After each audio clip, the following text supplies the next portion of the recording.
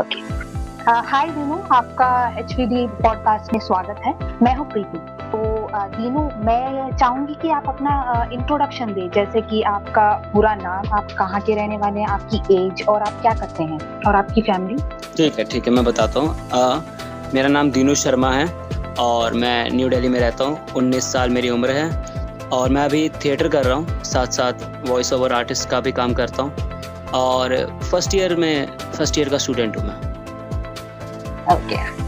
दीनू, आप अपने video clip के डायलॉग्स बहुत ही कॉमेडी भरे करते हैं, तो आप ये डायलॉग्स खुद बनाते हैं? आपको इसकी प्रेरणा कैसे मिलती है, या आप स्क्रिप्टिंग में इंटरेस्टेड हो? ये क्या है, बचपन से ऐसा है, मतलब बचपन से मैं काफ़ी शरारती रहा हूँ और कॉमेडी में मेरा ज़्यादा ध्यान रहता है। मूवीज़ जो मैंने देखी है ज़्यादातर कॉमेडी देखी है, तो उस चीज़ को ऑब्जर्व करके, प्लस मेरे यहाँ जो लोग रहते हैं वो भी काफ़ी मतलब शरारती लोग रहने वाले हैं, तो उस चीज़ को ऑब्जर्व करके मेरे अंदर ये चीज़ आ गई है। ठीक है, और प्लस मैं थिएटर करता हूँ तो वहाँ भी मेरी कॉमेडी टाइमिंग पर कहते हैं हाँ तुम्हारी कॉमेडी टाइमिंग काफ़ी अच्छी है, तो उस चीज़ को मैंने आगे बढ़ाया है। लिखने में भी मैं ज़्यादातर कॉमेडी चीज़ लिखता हूँ, कॉमेडी हो गया या फिर रोमांस, इन दोनों कैटेगरी में मुझे लिखना पसंद है। तो हाँ, ये बचपन से एक मेरी आदत है जो आप सबको अभी पसंद आ रही है।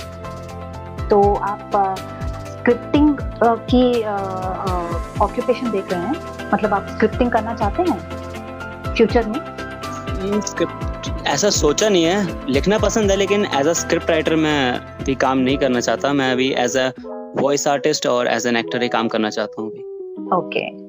तो आप अपनी डबिंग की शुरुआत आपने कैसे की?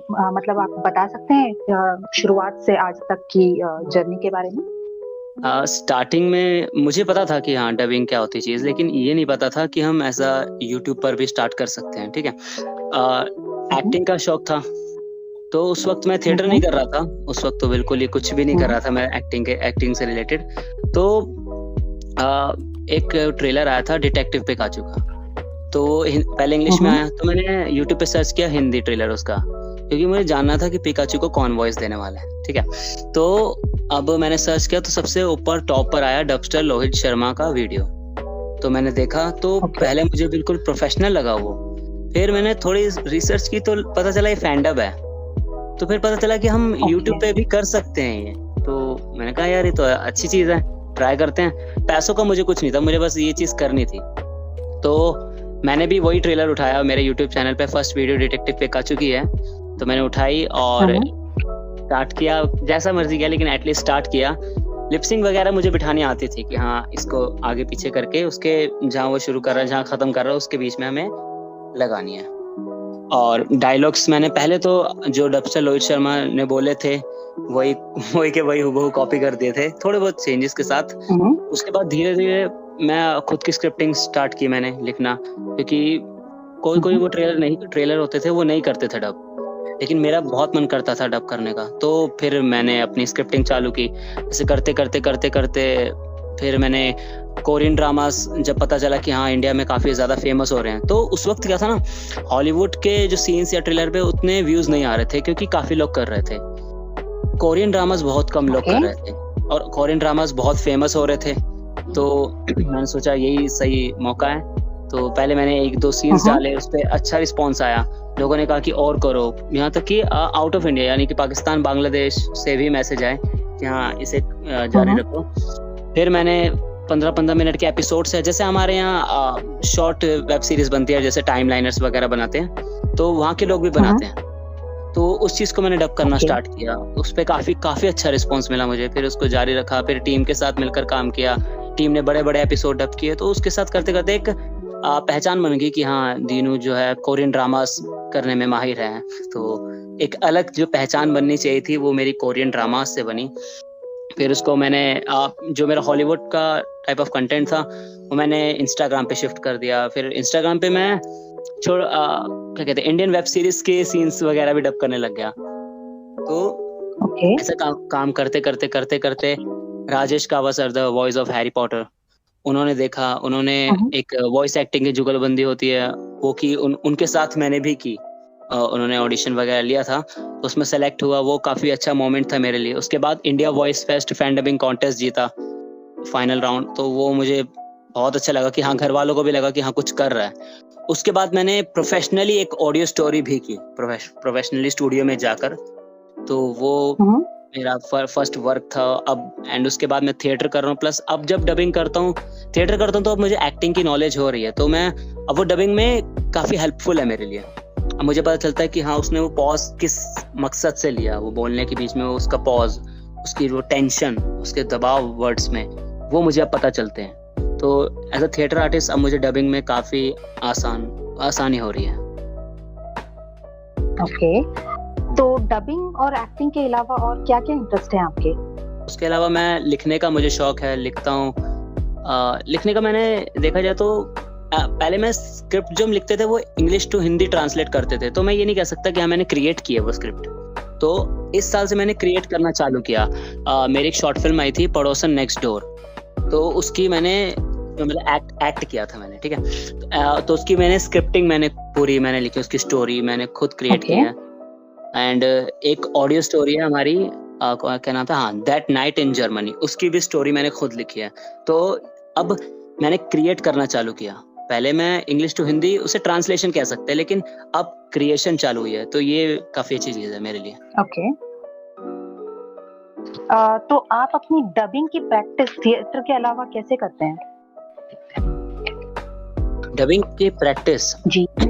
डबिंग की मैं प्रैक्टिस के लिए जैसे मेरा यूट्यूब चैनल है, उसमें मैं अर्निंग नहीं कर सकता क्योंकि वो कॉपीराइट क्लेम आ जाता है, लेकिन एज अ सैम्पल के तौर पे मैं वहाँ अपलोड करता रहता हूँ 2-3 हफ्ते में। अभी तो 1.5 महीना होने को है, मैंने वीडियो नहीं डाली तो अब डालूंगा कुछ दिन में। काफ़ी डीएम्स भी आ रहे थे, भाई तुम्हारी नई वीडियो नहीं आ रही, तो अब डालूंगा।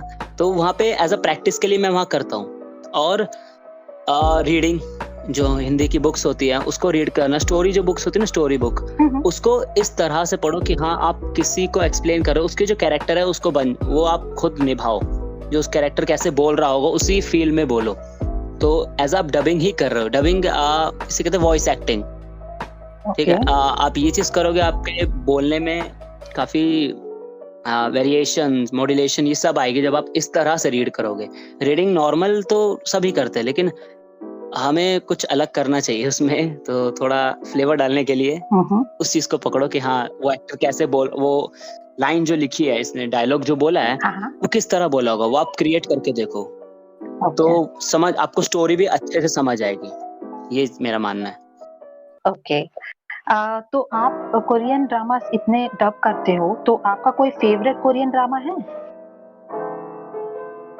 मेरा बहुत सारे हैं मैंने एक कोरियन ड्रामा था, वो मैंने ओरिजिनल लैंग्वेज में देखा पूरा। कौन सा? उसके 16 एपिसोड 1-1 घंटे के, वो था what's wrong with secretary Kim. Okay, वो मेरा बेस्ट तो नहीं कहूँगा, लेकिन ओरिजिनल लैंग्वेज में देखा तो काफ़ी, मतलब बहुत वैसा है कि मेरे को वो लैंग्वेज समझ नहीं आ रही, सबटाइटल्स थे, लेकिन उसकी स्टोरी ने मुझे इतना इंगेज किया कि हाँ मुझे कभी कभार तो सबटाइटल की ज़रूरत भी नहीं पड़ रही थी, मुझे समझ आ रहा था कि हाँ क्या चल रहा है। तो वो मेरे लिए काफ़ी अच्छा ड्रामा था, उसकी स्टोरी वाइज अच्छा था। प्लस बेस्ट जो मैं कहूँगा बेस्ट, वो है it's okay to not be okay, उसे मैं सबसे बेस्ट कहूँगा मेरी नज़र में जो मैंने देखा अब तक का। क्यों? उसमें काफ़ी सारी चीज़ें हैं, काफ़ी सारे जॉनरा है, जैसे रोमांस है, थ्रिलर है, कॉमेडी है और अच्छा फैमिली ड्रामा है। उसमें काफ़ी सारी चीज़ों को, उसमें खिचड़ी नहीं बनाई है, काफ़ी सारी चीज़ें तो उसकी खिचड़ी नहीं बनाई, उसको टाइम बाय टाइम यूज़ किया उन्होंने। प्रेजेंटेशन उसके काफी अच्छी जो कैरेक्टर्स हैं, हाँ प्रेजेंटेशन, उसके एंड में जाके आपको एक एक कैरेक्टर से बहुत प्यार हो जाएगा, एक छोटे से छोटे कैरेक्टर से भी। और प्लस 1-1 घंटे के 16 एपिसोड आपको कम लगेंगे, और कोई सीरीज आपको ऐसा फील दे जाए तो वो सीरीज नहीं, फिर वो लेजेंड सीरीज बन जाती है। ओके, तो उसमें एक्चुअली 3 लोग हैं जो लीड कैरेक्टर में है, तो आप अपने आप को किस कैरेक्टर में सूटेबल लगते हैं? जो मेन लीड था ना, उसकी मैं जो प्रॉब्लम्स थी, मैं पूरी तरह अपना कैरेक्टर नहीं कहूँगा उसे, लेकिन जो उसकी प्रॉब्लम्स थी उससे मैंने काफ़ी रिलेट किया कि हाँ मेरी जो कभी मैं क्या काफ़ी लोग रिलेट कर सकते हैं कि हम कभी कभी 2 चीज़ों में फंस जाते हैं कि किसे चूज करें हम, कि अगर इसे किया तो इसके साथ क्या होगा, इसको किया तो इसके साथ क्या होगा। तो ऐसी दुविधा में हम बहुत बार फंसते हैं, तो ओके। काफी लोग उससे रिलेट कर सकते हैं, उसकी छोटी छोटी चीजों से कोई ना कोई रिलेट करेगा, और अगर रिलेट कर रहा है तभी हमें वो चीज अच्छी लगती है। अब हमें वो चीज तभी अच्छी लगती है जब वो हमसे जुड़ जाती है, और हमसे जुड़ती तब है तब जब वो रिलेटेबल होती है, तभी वो बेस्ट सीरीज कहलाती है। वरना कचरे वाली सीरीज तो बहुत बनी है जो बिल्कुल रिलेटेबल होती ही नहीं है, और बस कचरे में ही रह जाते फिर वो। It's okay to be not okay, वो हिंदी में भी आई है। आपने हिंदी में देखा है या ओरिजिनल लैंग्वेज यस, में? हिंदी में देखा। मैंने हिंदी में देखा, लेकिन उसके मैंने 3 या 4 सीन्स डब किए थे। वो मैंने तब किए थे जब वो हिंदी में नहीं आया था, तो मैंने वो सीन्स ओरिजिनल लैंग्वेज देखकर ही उसे ट्रांसलेट करके ही डब किए थे। ओके। तो आपका कोरियन ड्रामा में कोई फेवरेट कैरेक्टर है, फेवरेट एक्टर या एक्ट्रेस, या दोनों? फेवरेट एक्टर मेरे फेवरेट एक्टर इट्स ओके वाला और व्हाट सॉन्ग विद सेक्रेटरी किम में जो एक्टिंग की है, दोनों का नाम पता है मुझे। It's okay to not be okay वाले का Kim Soo Hyun, and what's wrong with secretary Kim वाले का पार्क स्यो जून। तो ये दोनों एक्टर मुझे काफी अच्छे लगे, इनकी एक्टिंग मुझे बेमिसाल लगी। सॉन्ग विद सेक्रेटरी किम की एक्ट्रेस आपको बहुत पसंद है या एक्टर? ये किसने बताया आपका? ये नहीं, आपने सही बोला, वो एक्ट्रेस उसकी मुझे पसंद है, और ये मुझे पता नहीं किसने बता दिया आपको। नहीं, मैंने जस्ट गेस किया। नहीं, वो काफी अच्छी लगती है मुझे। एंड जो उसका एक्टर है, तो मैं उसका अभी एक और ड्रामा देख रहा हूँ जो रिसेंटली आया है, इटावॉन क्लास। वो मुझे काफी अच्छा लग रहा है, और मैं जिसको भी रिकमेंड कर रहा हूँ वो तारीफ ही कर रहा है उस ड्रामा की। काफी अच्छा ड्रामा है वो, और मैं तो कहूँगा देखना चाहिए। मैंने उसके अभी तक 6 एपिसोड देखे, और मैं मन करता है दिन में 2-2 एपिसोड देखूं, लेकिन टाइम नहीं मिल पा रहा है इस वक्त। ओके। तो आपके एक्टिंग और डबिंग करियर में कहीं पर भी ऐसा मोमेंट है जो बहुत एम्बैरेसिंग हुआ हो आपके लिए? डबिंग में एम्बैरेसिंग तो कुछ हुआ नहीं, क्योंकि एक कैरेक्टर डब करना पड़ता है। हाँ, एक कोरियन ड्रामा है, उसका एक सीन हमने डब किया था। उसमें कैरेक्टर कैसा था, वो स्प्लिट पर्सनैलिटी डिसऑर्डर आपने सुना होगा। तो उसमें क्या होता है, जो लड़का होता है यूना नाम की लड़की बन जाता है, तो वो अब झपट्टे मारता है उस लड़के पे। तो काफी वैसा होता है कि हाँ, ओपा रुक जाओ, ओपा मैं आ रही हूँ, ऐसा कुछ बोलता है। और काफी उसको पूरे कोरिया की सड़कों में दौड़ाता है उसको पीछे पीछे, एंड लास्ट में वो किस भी कर लेता उसे। तो वो मुझे जब डब करना था, तो पहले मैंने अनिकेत से पूछा कि दो कैरेक्टर थे। मैंने कहा भाई आप कौन सा करना चाहोगे, क्योंकि हमारा जो वॉइस टोन है वो दोनों भी मैच कर रहा था। तो कह रहा पहले वो कर रहा था। मैंने कहा मैं चैलेंज दूंगा कि तुम वो नॉर्मल वाला करो, तुम वो नॉर्मल वाला करो, मैं ये वाला करूंगा। तो मैंने ये चैलेंज लिया, और मुझे काफी मजा आया वो कैरेक्टर करने में। मैंने इंस्टाग्राम पे अपलोड किया था, एंड काफी मजा आएगा, आप देखना उस सीन को। जरूर। ओके। तो आपकी स्ट्रेंथ और वीकनेस क्या है? स्ट्रेंथ कॉमेडी करना, एंड कोई इमोशनल सीन मैं अभी सीख रहा हूँ, और तो कह सकता हूँ हाँ मैं कर सकता हूँ, इमोशनल भी कर सकता हूँ। मैं उसको मैं स्ट्रेंथ में ही काउंट कर सकता हूँ इस वक्त। एंड स्ट्रेंथ में राइटिंग, अगर कॉमेडी स्क्रिप्ट से या फिर स्टोरी सोचनी है तो वो मेरी स्ट्रेंथ है। वीकनेस की बात करें तो मैं कभी कभी क्या करता हूँ, मैं कुछ अच्छा करना चाहता हूँ लोगों के साथ, तो कभी कभी ऐसा कर देता हूँ, मेरी इंटेंशन नहीं होती लेकिन वो बुरा हो जाता है। ये मेरी वीकनेस है। एंड जैसे मैं बता नहीं पाऊंगा यहाँ पे, काफी एम्बैरेसिंग हो जाएगा। कुछ होता है, कुछ मोमेंट्स होते हैं, आप अच्छा करने जा रहे हैं किसी के लिए, लेकिन आपकी इंटेंशन भी सही है, लेकिन आप कुछ गलत कर देते हैं, उसकी वजह से सब बर्बाद हो जाता है। तो वो लाइफ में हो जाता है कभी कभार। तो ये मेरी वीकनेस है, मैं चीज है वो उस चीज को फिर हैंडल नहीं कर पाता, एंड मैं हाइपर बहुत जल्दी हो जाता हूँ हर चीज को लेकर। ये मेरी वीकनेस मुझे थिएटर में बताई कि मैं हाइपर बहुत जल्दी हो जाता हूँ। गुस्से वाला हाइपर नहीं, लेकिन आप समझ रहे हो किस तरह से। छोड़ मेरा अगर फोन खो गया ऐसे फोन समझ का गई। मेरा फोन का ऐसा मैं ज्यादा हाइपर हो जाता हूँ, तो ये चीज मेरी वीकनेस है। तो आपकी कोई क्रश है या लव गर्लफ्रेंड? क्रश तो नहीं है और प्यार भी नहीं है, उन दोनों के बीच जो बच रहा है ना वो है, गर्लफ्रेंड अब या आप क्रश समझ लो क्या है। और या दोनों? वन साइडेड भी नहीं यार, मतलब कैसे कह सकते हो, वन साइडेड भी तो नहीं कह सकते ना, काफी कॉम्प्लिकेटेड है, बीच में काफी कुछ आ जाता है। तो लगता है कि वन साइडेड लव है। लेकिन हाँ, जो भी रिश्ता है वो मुझे काफी पसंद है, मुझे ऐसा भी रिश्ता है, लेकिन वन साइड लव नहीं कहेंगे उसे, जो भी है रिश्ता जो है काफी पसंद है मुझे। ये रिश्ता क्या कहलाता है? ये तो खुद एकता कपूर भी नहीं बता सकती। ओके, अच्छा ठीक है। तो आपने अपनी जिंदगी में क्या कभी इम्पोर्टेंट हार मत मानो, चाहे सीखी है? कुछ भी हो जाए, चाहे सामने वाला तुम्हें, मतलब अगर आप गलत भी हो ना, लेकिन उस चीज को ऐसा देखो कि हाँ दूसरों को लगे आपकी गलती ही सही है, इतना अपने आप पर कॉन्फिडेंस रखो कि हाँ मैं गलत भी कर रहा हूँ लेकिन मैं सही कर रहा हूँ। ये कभी कभी जिद्दी से लोग कहते हैं साला जिद्दी है, लेकिन ढीठ है साला, लेकिन ओके, चीज को समझो कि हाँ ये चीज, हार मत मानो। हाँ अगर बहुत वैसी गलती है, मतलब कि हाँ क्या कहते हैं लांछन लगा, या फिर कोई लांछन नहीं कहेंगे, हाँ बहुत ज्यादा ऑफेंसिव है, तो उस चीज को मानो, बहुत गलत है। ठीक है, उस चीज को मानो, क्योंकि आप फिर कभी इम्प्रूव नहीं कर पाओगे। जैसे अगर प्रोफेशनल लाइफ में, एक्टिंग डबिंग में अगर मेरी कोई गलती है, अगर मैं वो ना मानूं, कहूँ कि नहीं मैं नहीं मान रहा जो मर्जी कर लो, तो वो मेरे लिए हानिकारक है, उनका कुछ नहीं है, तो वहां अपनी गलती मानो। लेकिन बात कहीं और आती है, अगर लोग कह रहे हैं कि पर्सनल लाइफ में अगर कह देते हैं, तो वहां अड़े रहो, अगर गलत का साथ कभी मत दो, ये चीज है। क्योंकि अगर कुछ गलत हो रहा है और आप अगर कुछ गलत हो रहा है और आप चुपचाप Okay. खड़े बस देख रहे हो, तो आप सबसे बड़े दोषी हो।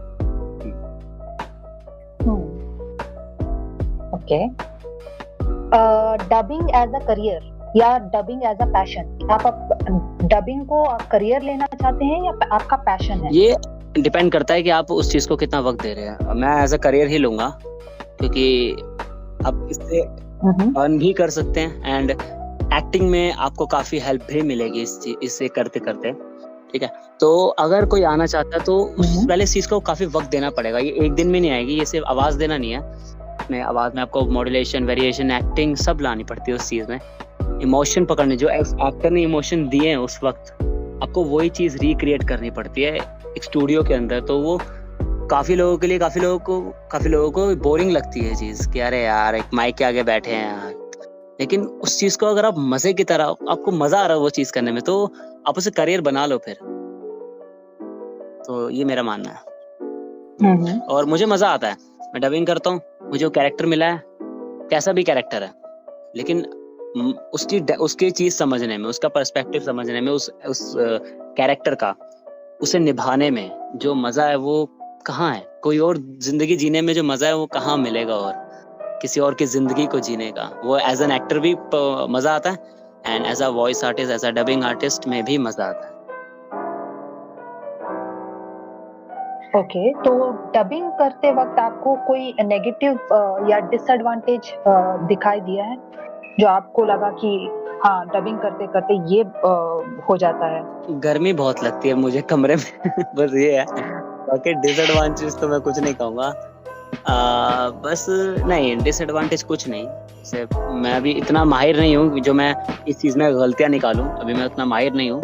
हाँ बस ये कि मैं अपने अभी कमरे में करता हूँ, तो मैंने बना रखा जुगाड़, जैसे लगाते हैं जुगाड़ वाला स्टूडियो, हर एक फैन डबिंग आर्टिस्ट ने बना रखा होगा, तो वो मैंने भी बनाया प्लस। लेकिन उसमें क्या है, आप फैन नहीं चला सकते क्योंकि रिकॉर्ड हो जाएगा वो भी, तो गर्मी लगती है, अभी इस वक्त तो काफ़ी गर्मी लगती है, तो ठंड में नहीं लगता, ठंड में उतना महसूस नहीं होता। अभी ठीक है थिएटर में बिजी हैं तो उतना डबिंग कर नहीं रहे हैं, लेकिन जब भी करते थोड़े बस गर्मी की डिसएडवांटेज लगती है, बाकी कुछ नहीं। ओके। ऐसा मोमेंट हुआ है कि आपने कोई इमोशनल सीन किया और वो ऐसे ही जारी हो गया? डायलॉग्स तो खत्म हो गए लेकिन आपका इमोशन वहीं का वहीं रह गया? डबिंग में या फिर एक्टिंग में?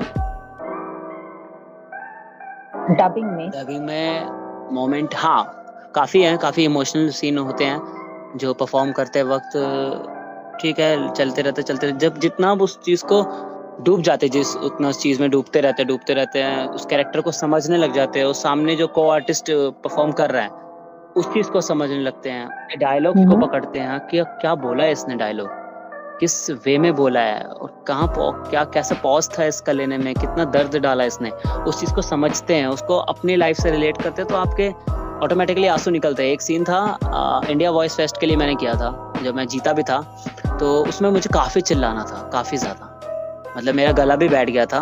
तो उस चीज़ को करते वक्त ये गुस्सा मेरे अंदर बहुत भर गया था, वो उस पूरा सीन गुस्से में था, तो मैं घर वालों से भी थोड़ा गुस्से में बात करने लग गया था, वो चीज़ बैठ गई थी।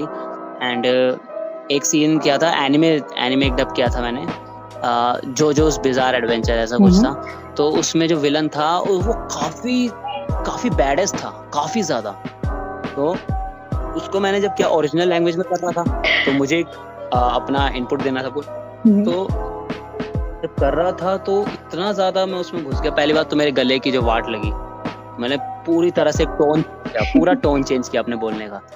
उसके बाद घर पे जो मेरा हाल हुआ, मतलब मैं वो कैरेक्टर की तरह ही बोलने लग गया था। तो घर वाले कह रहे क्या हो गया तुझे, क्या इतना इरिटेटिंग क्यों हो गया तू, उसको इतना इरिटेट होने लग गया छोटी-छोटी बात पे। मैंने कहा भैया क्या बोलूं इन्हें, कैरेक्टर आ गया दिमाग में। वो कैरेक्टर फिर जैसे ही छूटा तो उसके कुछ दिन बाद उसका एपिसोड 2 मुझे भेज दिया डब करने के लिए, और वो एपिसोड 2 में जो चिल्लाया है मैं मना भी नहीं कर सकता था, तो मैंने किया और फिर से चढ़ गया वो दिमाग में, और फिर उतारा, और अच्छा हुआ अभी तक एपिसोड 3 नहीं भेजा उसने, तो भी सुरक्षित है। अभी मैं दिनों नॉर्मल है। तो आपने बोला आपने अपने घर के अंदर एक छोटा सा स्टूडियो बना रखा है, तो ऐसा कभी हुआ है कि आप अंदर बहुत डायलॉग्स बोल रहे हो और बाहर कोई गेस्ट आए हो और वो बोले क्या हो रहा है अंदर? ये तो बहुत बार, इतने कितने बार, बहुत बार, मतलब मेरी बहन ट्यूशन पढ़ाती थी, तो बच्चे भी कहते थे क्या कर रहे भैया, चिल्ला क्यों रहे हैं, अरे भैया क्यों चिल्ला रहे हैं, ऐसा क्या हो गया, अरे भाई डायलॉग बोल रहे हैं, ऐसा उनकी बातचीत होती रहती, सुनता रहता था। तो वो मुझे चीज डिस्ट्रैक्ट नहीं करती। अगर आप अपने काम में मगन हो तो आपको कुछ भी डिस्ट्रैक्ट नहीं कर सकता है। तो जो मैंने आपको बताया इंडिया वॉइस फेस्ट वाला, जिसमें मुझे बहुत चिल्लाना था, तो उसमें बाहर लोग बात कर रहे थे, अरे क्या हो गया, क्यों चिल्ला रहा है ये, क्या हो गया, इसके घर में क्या है। प्लस उसमें डायलॉग पता कैसे थे, उसमें थे कि ऊपर वाले इस गली में कभी कोई नया बच्चा पैदा मत करना, साले ये नोच के खा जाएंगे, गिद्ध है साले। तो वो बोल रहा, तो उन्हें लग रहा मैं उनको बोल रहा हूँ, बाहर के जो लोग हैं उनको बोल रहा हूँ। वो डर गए थे, भाई क्या हो गया, गली से तो नहीं बाहर निकाल देगा ये, क्या हो गया। तो वो बात की उन्होंने, तो बताया अरे वो काम कर रहा है अपना, थोड़ा पागल है वो, ठीक हो जाएगा। तो बातें चलती रहती है। फिर मैं कभी बाहर निकलता हूँ तो कहता है अरे भाई क्यों चिल्लाते हो इतना, क्या हो जाता है। मैंने कहा यार, मैं बोलता ही नहीं, मैं कहा ठीक है भाई मैं चिल्लाता हूँ, मेरा मन करता है बहुत चिल्लाने का। एक तो अपनी फ्रस्ट्रेशन निकालने का सबसे बढ़िया तरीका है डबिंग स्टार्ट कर दो, अच्छे इमोशन अच्छे निकलेंगे। ओके अच्छा, तो आप ये बोलना चाहते हैं सबको कि अगर तुम लोगों के अंदर बहुत सारा फ्रस्ट्रेशन है तो डबिंग नहीं, ऐसा मैंने नहीं बोला। आपके अंदर काफी सारे इमोशंस होते हैं, काफी सारे रस होते हैं आपके अंदर, रौद्र, गुस्सा, मतलब गुस्सा रौद्र एक ही होता है।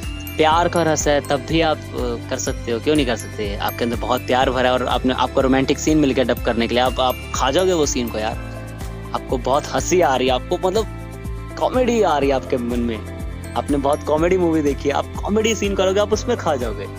तो इंसान के अंदर बहुत कुछ होता है, उसे बस पहचानने की देरी है। मेरे अंदर उस वक्त फ्रस्ट्रेशन भरी थी तो मैंने निकाली उसमें, तो वो सीन में दिख रही है फ्रस्ट्रेशन, तभी उन्होंने सेलेक्ट किया। तो हाँ, आपको बस अपने आप को पहचानना है कि हाँ आपका ट्रिगर पॉइंट्स क्या है, कि आप कौन से मोमेंट पे आपका ये इमोशन बाहर आता है, आपको क्या सोच के आपको हंसी आती है? जैसे आपका ट्रिगर पॉइंट्स मैं बताऊं तो अगर आपको किस चीज पे हंसी आती है बताओ, किसी हाँ ये चीज सोच के मुझे बहुत हंसी आ रही है। हाँ आपका हाँ जैसे मतलब जैसे सोचा हंसी आ गई चेहरे पे।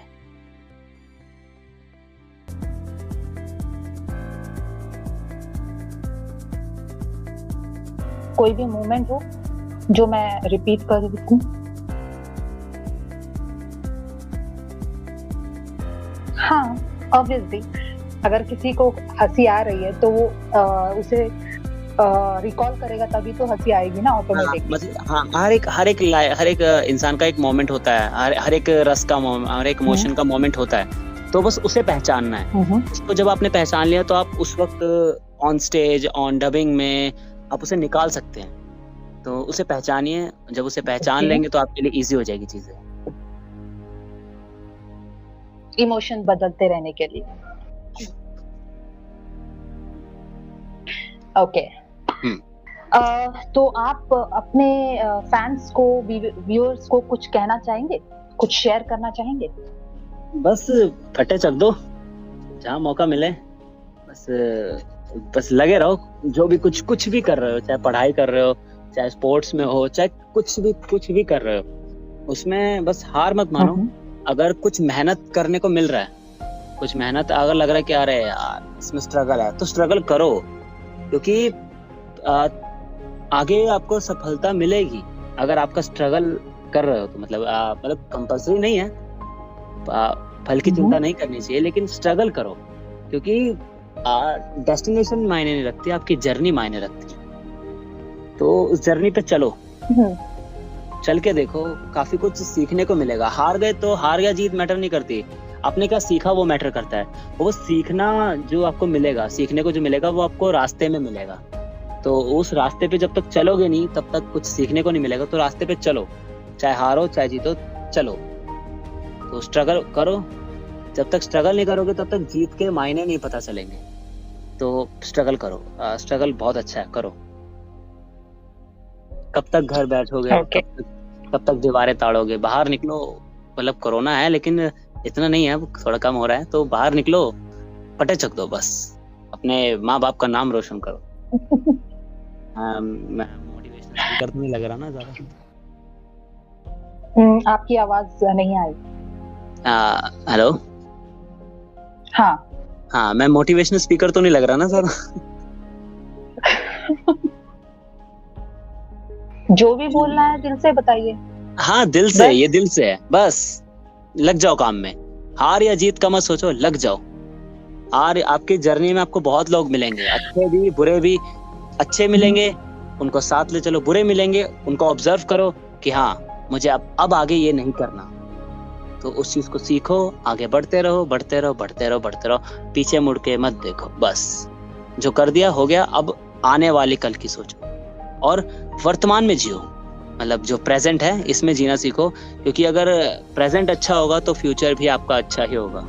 ये बात है बस मेरे दिल की। अब मुझे लग रहा है मुझे एक नया चैनल खोलना पड़ेगा, दीनू महेश्वरी मोटिवेशनल लगा कुछ, एंड उस पे ये सारे वीडियोस रेगुलर आया करेंगे। अपने आप को पहचानो, आग लगा दो।